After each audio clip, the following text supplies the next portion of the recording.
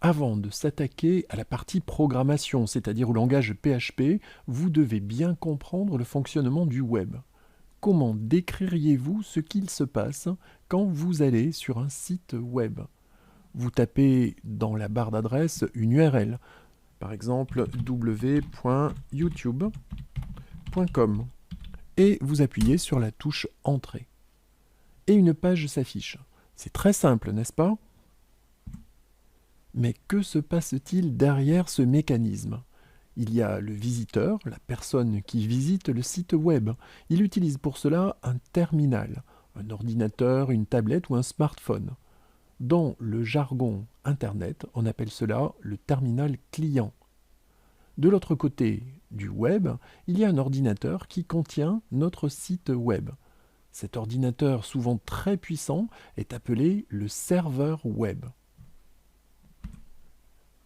Dans un site statique, le client demande au serveur d'afficher une page.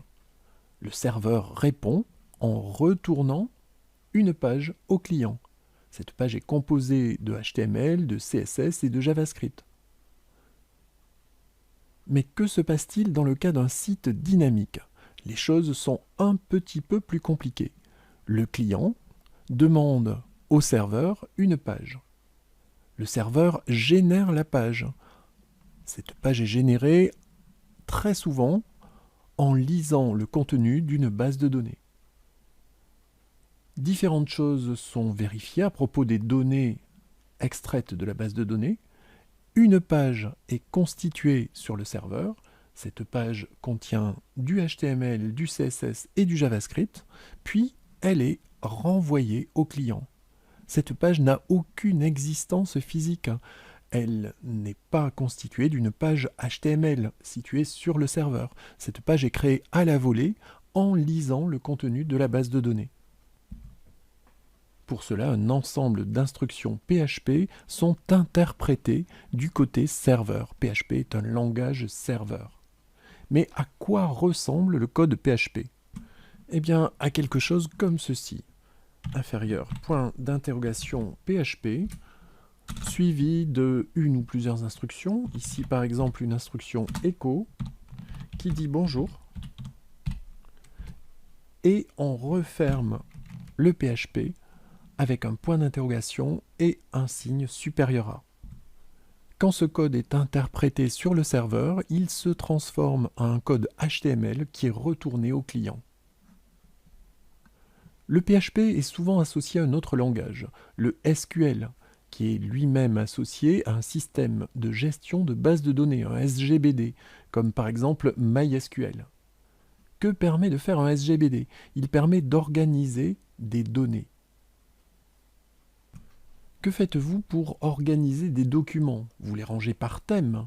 Par exemple, les documents qui concernent les factures sont rangés dans un dossier facture et les documents qui concernent votre véhicule sont rangés dans un dossier véhicule. C'est exactement l'objectif d'une base de données. La base de données va classer les données de façon logique. Vous pourrez ainsi écrire des requêtes SQL. Par exemple, vous pourrez demander au serveur de renvoyer les informations qui concernent l'utilisateur John Doe, par exemple.